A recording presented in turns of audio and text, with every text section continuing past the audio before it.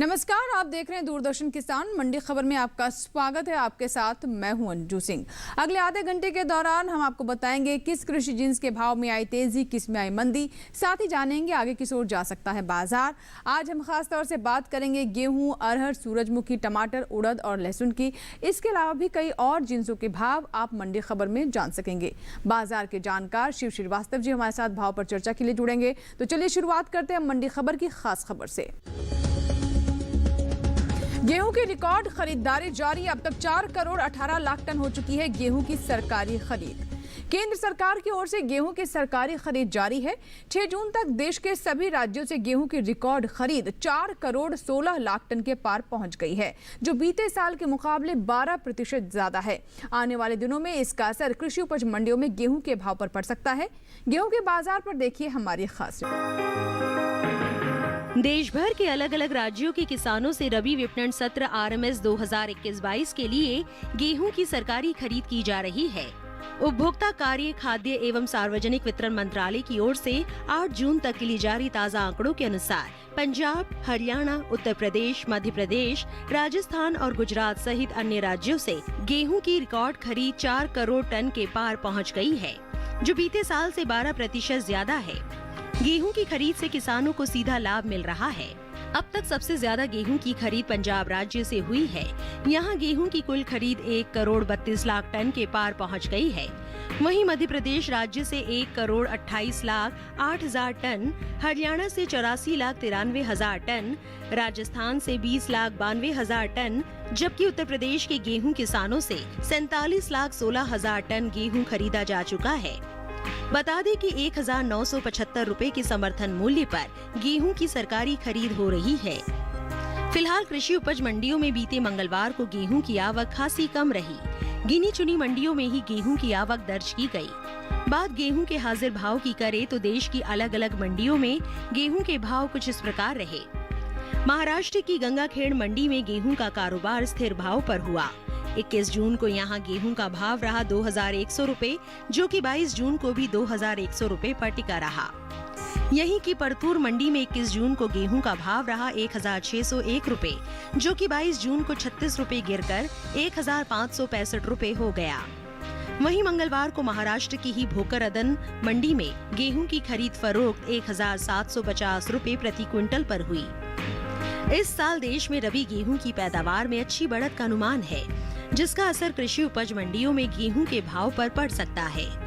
गेहूं की पैदावार पर नजर डालें तो फसल वर्ष 2020-21 के लिए कृषि मंत्रालय की ओर से 25 मई तक के लिए जारी तीसरे अग्रिम अनुमान के अनुसार इस साल देश में रबी गेहूं की पैदावार 10 करोड़ 87 लाख 50 हजार टन होने का अनुमान है, जबकि साल 2019-20 के दौरान देश में रबी गेहूं की उपज 10 करोड़ 78 लाख 60 हजार टन रही थी। तो अभी आपने देखी गेहूं पर ये रिपोर्ट। गेहूं पर ज्यादा जानकारी के लिए रुख करते हैं बाजार के जानकार शिव श्रीवास्तव का, जो कि हमारे साथ जुड़ चुके हैं। श्रीवास्तव जी, स्वागत है आपका मंडी खबर में। जानना चाहेंगे मौजूदा स्थिति को देखते हुए क्या अनुमान लग रहा है, गेहूं के भाव किस दिशा में जा सकते हैं, क्या संभावना है? गेहूं की बात की जाए तो कीमतों में उतार चढ़ाव का रुख देखने को मिल रहा है। जहां तक सरकारी खरीद की बात की जाए, सरकारी खरीद रिकॉर्ड स्तर पर पहुंच गई है। आने वाले समय की बात की जाए तो आने वाले समय में मांग में तेजी रहने के कारण गेहूं की कीमतों में मजबूती का रुख बना रहेगा। किसानों के लिए आगे क्या सलाह रहेगी आपकी तरफ से? क्या उन्हें करना चाहिए ताकि उन्हें बेहतर भाव मिल सके उपज के? जिन किसानों के पास गेहूं का स्टॉक है, मेरे विचार से उनको इंतजार करना चाहिए। एक तरफ जहां हमने अच्छी मांग देखी है, वहीं दूसरी तरफ सरकारी खरीद भी रिकॉर्ड स्तर पे है। आने वाले समय में मांग में मजबूती के कारण गेहूं की कीमतों में तेजी का रुख कायम रहेगा। और अब रुख करते हैं बाकी की सुर्खियों की ओर। देश से होने वाले दलहन के निर्यात में हुआ 20% का इजाफा। अरहर की पैदावार में बढ़त की संभावना।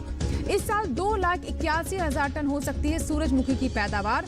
अब तक 56,000 हेक्टेयर में हो चुकी है खेती। ज्यादातर कृषि उपज मंडियों में मंगलवार को साबुत अरहर की आवक में खासी कमी देखने को मिली। इक्का दुक्का मंडियों में ही अरहर बिकवाली के लिए पहुंची। वहीं इस साल देश में अरहर की उपज 41 लाख टन के पार जा सकती है, जो बीते साल के मुकाबले ज्यादा है। वहीं इसका असर कृषि उपज मंडियों में अरहर के भाव पर भी पड़ सकता है। देश भर में दलहनी फसलों की पैदावार में इस साल इजाफा हो सकता है। दलहनी फसलों में शामिल अरहर, चना, उड़द, मसूर और मूंग के अलावा बाकी फसलों की पैदावार में 25,50,000 टन की बढ़ोतरी हो सकती है। फसल वर्ष 2020-21 के 25 मई तक के लिए जारी कृषि मंत्रालय के तीसरे अग्रिम अनुमान के अनुसार देश में दलहन की कुल पैदावार 2,55,80,000 टन के पार जा सकती है, जबकि बीते साल की समान अवधि के दौरान उपज 2,30,30,000 टन की रही थी।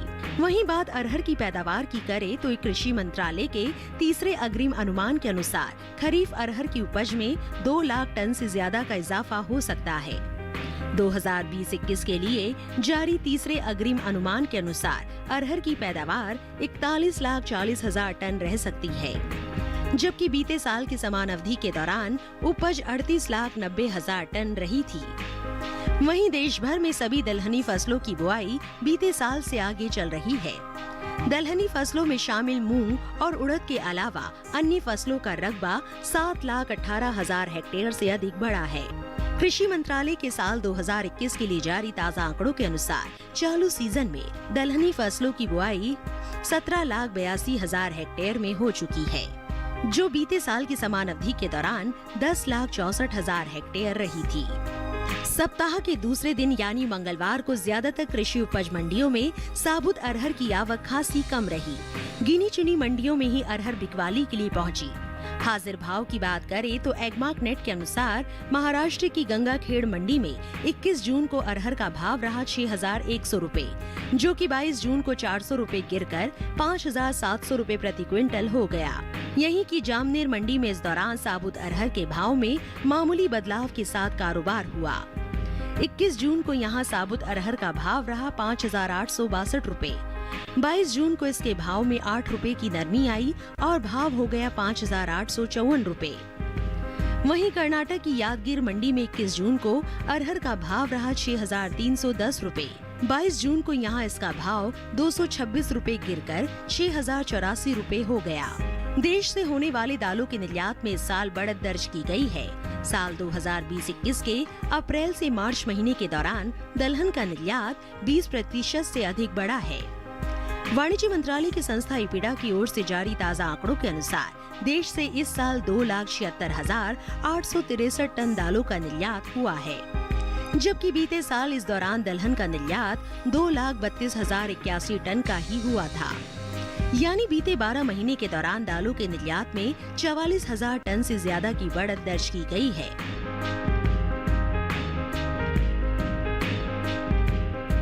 बाजार के जानकार श्री श्रीवास्तव जी लगातार हमारे साथ बने हुए हैं। आइए अरहर पर उनसे चर्चा करते हैं। श्रीवास्तव जी, अरहर के भाव को लेकर क्या अनुमान है, किस दिशा में जा सकते हैं भाव? अरहर की बात की जाए तो कीमतों में मजबूती का रुख देखने को मिल रहा है। इसकी प्रमुख वजह यह है कि मांग अच्छी निकल कर आ रही है। आने वाले समय की बात की जाए तो आने वाले समय में मांग में मजबूती के कारण अरहर की कीमतों में तेजी का रुख बना रहेगा।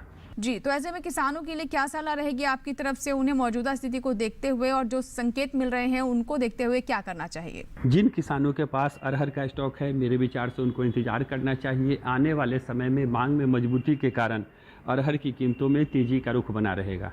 श्री श्रीवास्तव जी ने अभी अरहर पर हमें जानकारी दी। श्रीवास्तव जी, आप हमारे साथ बने रहे। अन्य जिन्सों पर भी हम आपसे बात करेंगे। फिलहाल रुक करते हैं आगे और अब बात करते हैं आलू की। देखते देश की अलग अलग मंडियों में कैसे रहे आलू के भाव। शुरुआत करते हैं कर्नाटक की दावड़गेरे मंडी से, जहां पर आलू का भाव रहा 1,400 रुपए। यहाँ की उबली मंडी में भाव रहा 1,000 रुपए। महाराष्ट्र की पुणे मंडी में आलू की खरीद 1,050 रुपए पर हुई। वहीं राहता मंडी में आलू 1,100 रुपए प्रति क्विंटल पर बिका। आलू के बाद अब नजर डालते हैं प्याज के भाव पर। शुरुआत करते हैं कर्नाटक की दावड़गेरे मंडी से ही, जहां पर प्याज का भाव रहा 1,200 रुपए। यहाँ की उबली मंडी में भाव रहा 1,370 रुपए।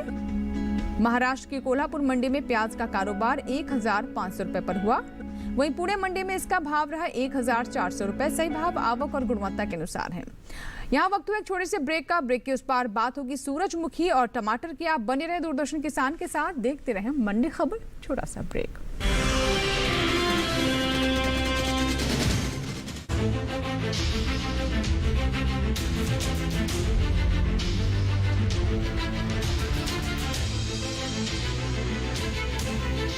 मन की बात माननीय प्रधानमंत्री श्री नरेंद्र मोदी भारत की जनता से साझा करेंगे अपने मन की बात रविवार 27 जून सुबह 11 बजे। माननीय प्रधानमंत्री के प्रसारण के तुरंत बाद मन की बात का प्रादेशिक भाषाओं में अनुवाद आकाशवाणी और दूरदर्शन के संबद्ध प्रादेशिक केंद्रों से किया जाएगा। मन की बात के प्रादेशिक भाषाओं में अनुवाद का पुनः प्रसारण रात 8 बजे आकाशवाणी और दूरदर्शन के सभी प्रादेशिक केंद्रों से किया जाएगा। तो याद रखें, रविवार 27 जून सुबह 11 बजे मन की बात।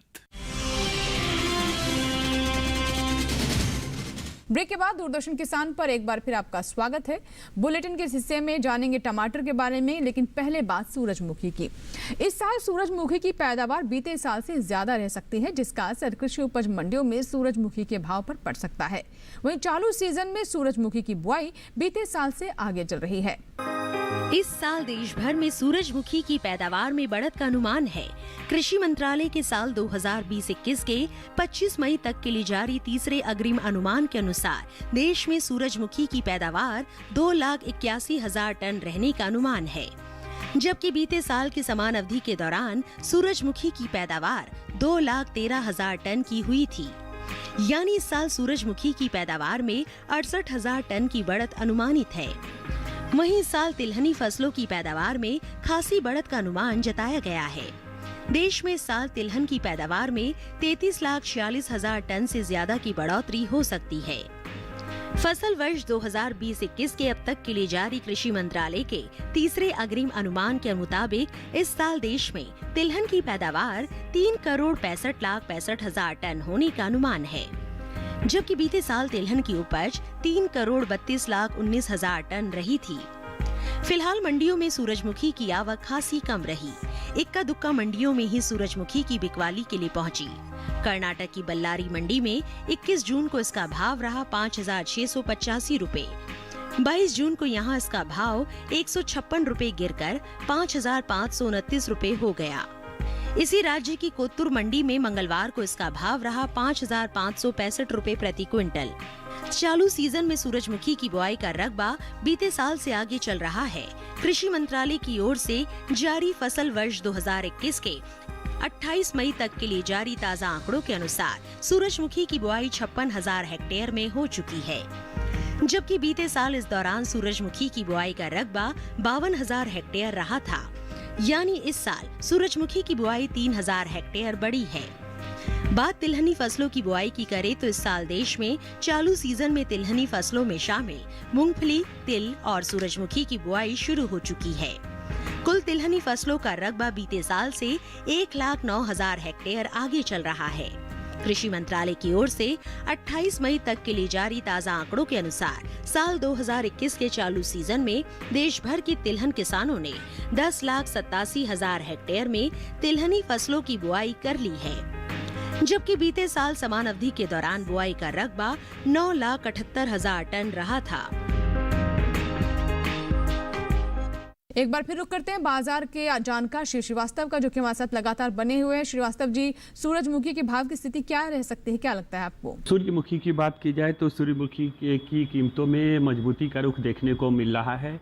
तेल की कीमतों में भी अच्छी मजबूती देखने को मिल रही है, क्योंकि मांग अच्छी निकल कर आ रही है। जी, तो ऐसे में किसानों के लिए क्या सलाह रहेगी आपकी तरफ से? जिन किसानों के पास सूर्यमुखी का स्टॉक है, उनको इंतजार करना चाहिए। आने वाले समय में खाद्य तेलों में मजबूती के कारण सूर्यमुखी की कीमतों में तेजी का रुख देखने को मिलेगा। किसान इंतजार कर सकते हैं। आने वाले समय में मजबूती के कारण सूर्यमुखी और सूर्यमुखी की तेल की कीमतों में मजबूती का रुख देखने को मिलेगा।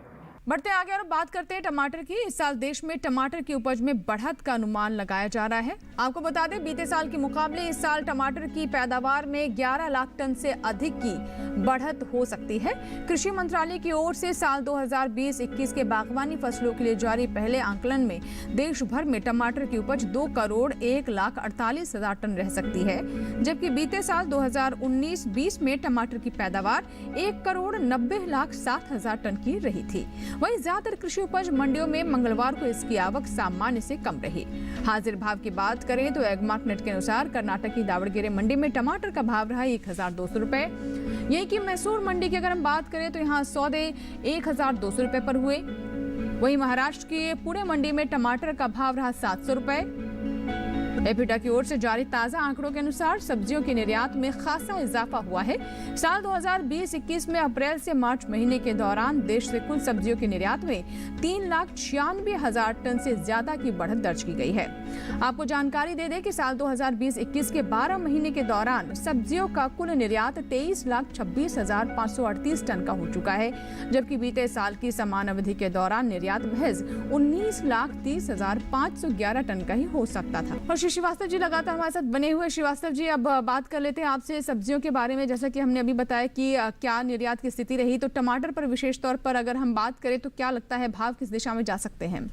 टमाटर की बात की जाए तो टमाटर की कीमतों में मजबूती का रुख देखने को मिल रहा है। इसकी प्रमुख वजह यह है कि एक तरफ जहां मांग में बढ़ोतरी देखने को मिली है, वहीं दूसरी तरफ देश के काफ़ी हिस्सों में बारिश के कारण इसकी फसलों को नुकसान हुआ है। जी, तो ऐसे में किसानों के लिए क्या सलाह रहेगी जिन किसानों ने टमाटर की फसल ली है? आने वाले समय में मांग में मजबूती के कारण टमाटर की कीमतों में मजबूती का रुख कायम रहेगा। चलिए, अभी बात की हमने टमाटर की और श्रीवास्तव जी ने हमें बताया कि किसानों को क्या करना चाहिए, किस तरीके की स्ट्रेटेजी अपनाना चाहिए ताकि उन्हें अच्छे भाव मिल सके। बढ़ते हैं आगे और अब बात करते हैं खीरा की। देश की अलग अलग मंडियों में कैसे रहे खीरा के भाव, आइए डालते हैं नजर। कर्नाटक की दावड़गेरे मंडी में खीरे का भाव रहा 1,600 रुपए। यही की मैसूर मंडी में इसके सौदे 2,100 रुपए पर हुए। महाराष्ट्र की पुणे मंडी में खीरे का कारोबार 1,200 रुपए पर हुआ। वहीं राहता मंडी में इसका भाव रहा 1,800 रुपए। सही भाव आवक और गुणवत्ता के अनुसार है। और आइए अब बात कर लेते हैं बैंगन की। देखते हैं अलग अलग मंडियों में कैसे रहे बैंगन के भाव। कर्नाटक की दावड़गेरे मंडी में बैंगन का भाव रहा 1,000 रुपए। वहीं मैसूर मंडी में इसके भाव रहे 1,400 रुपए। महाराष्ट्र की पुणे मंडी में बैंगन का कारोबार 3,250 रुपए पर हुआ, जबकि रत्नागिरी मंडी में बैंगन 2,000 रुपए पर बिका। सही भाव आवक गुणवत्ता के अनुसार है। फिलहाल इसी के साथ ही हमारे लिए वक्त हुआ एक और छोटी सी ब्रेक का। ब्रेक के बाद जानेंगे उड़द और लहसुन का हाल। आप बने रहे दूरदर्शन किसान के साथ, देखते रहे मंडी खबर। छोटा सा ब्रेक। औषधीय पौधों की खेती से कैसे हो रही है किसान की आय दुगनी? क्या है भारत सरकार की योजना? कैसे बने जागरूक और समृद्ध किसान? औषधीय पौधों की आसान खेती से बाजार की जानकारी तक, कृषि विशेषज्ञ की सलाह, सफल किसान की जुबानी। देखिए कार्यक्रम किसान कृषि औषधीय पौधे हर शुक्रवार सुबह 7:30 बजे सिर्फ डीडी किसान चैनल पर।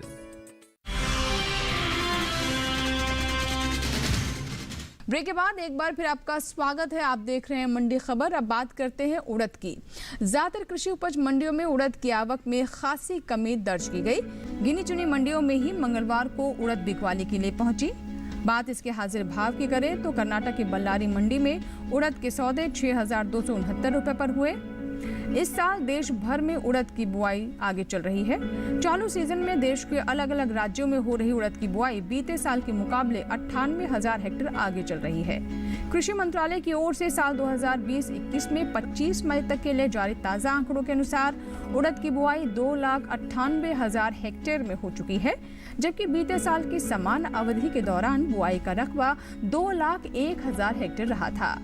वहीं बात उड़द की पैदावार की करें तो इस साल देश में उड़द की पैदावार में बढ़त का अनुमान है। कृषि मंत्रालय के साल 2020-21 के लिए अब तक के लिए जारी तीसरे अग्रिम अनुमान के अनुसार देश में उड़द की पैदावार 23,80,000 टन रहने का अनुमान है, जबकि बीते साल इस दौरान उड़द की उपज 20,80,000 टन की रही थी। एक बार फिर से बात करते हैं बाजार के जानकार श्री श्रीवास्तव से, जो कि लगातार हमारे साथ फोन लाइन पर बने हुए हैं। श्रीवास्तव जी, आने वाले दिनों में उड़द के भाव को लेकर क्या अनुमान है? उड़द की बात की जाए तो उड़द की कीमतों में थोड़ा उतार चढ़ाव का रुख देखने को मिल रहा है। मांग में हल्की नरमी देखने को मिली है, लेकिन अगर आने वाले समय की बात की जाए तो आने वाले समय में अच्छी मांग आने की उम्मीद है, जिसके कारण आने वाले समय में उड़द की कीमतों में तेजी का रुख देखने को मिलेगा। जी, तो ऐसे में क्या रहेगी किसानों के लिए सलाह? जिन किसानों के पास उड़द का स्टॉक है, मेरे विचार से उनको इंतजार करना चाहिए। आने वाले समय में अन्य दालों की तरह उड़द की मांग में भी बढ़ोतरी देखने को मिलेगी, जिस कारण आने वाले समय में उड़द की कीमतों में मजबूती का रुख देखने को मिलेगा। चलिए, अभी बात की हमने उड़द पर, फिलहाल बढ़ते हैं आगे और अब बात कर लेते हैं लहसुन की। लहसुन की बात करें तो लहसुन की पैदावार में खासी बढ़त का अनुमान जताया जा रहा है। कृषि मंत्रालय के बागवानी फसलों के लिए इस साल के लिए जारी पहले आंकलन के अनुसार लहसुन की पैदावार साल 2020-21 में 97,000 टन बढ़कर 30,70,000 टन हो सकती है, जबकि बीते साल की समान अवधि के दौरान यह आंकड़ा 29,10,000 टन का रहा था। फिलहाल कृषि उपज मंडियों में लहसुन की आवक सामान्य से कम है। इसके हाजिर भाव की बात करें तो एग्मार्कनेट के अनुसार मंगलवार को महाराष्ट्र की पुणे मंडी में लहसुन का भाव रहा 7,000 रुपए, महाराष्ट्र की राहता मंडी में भाव रहा 6,000 रुपए, जबकि राज्य की ही सांगली मंडी में इस दौरान लहसुन के सौदे 6,000 रुपए पर हुए।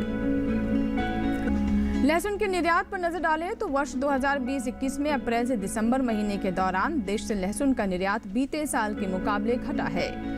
भारतीय मसाला बोर्ड की ओर से जारी ताजा आंकड़ों के अनुसार साल 2020 में अप्रैल से दिसंबर महीने के दौरान लहसुन का कुल निर्यात महज 4,150 टन घटकर 12,750 टन ही हो पाया है, जबकि बीते साल इस दौरान लहसुन का निर्यात 16,900 टन का हुआ था।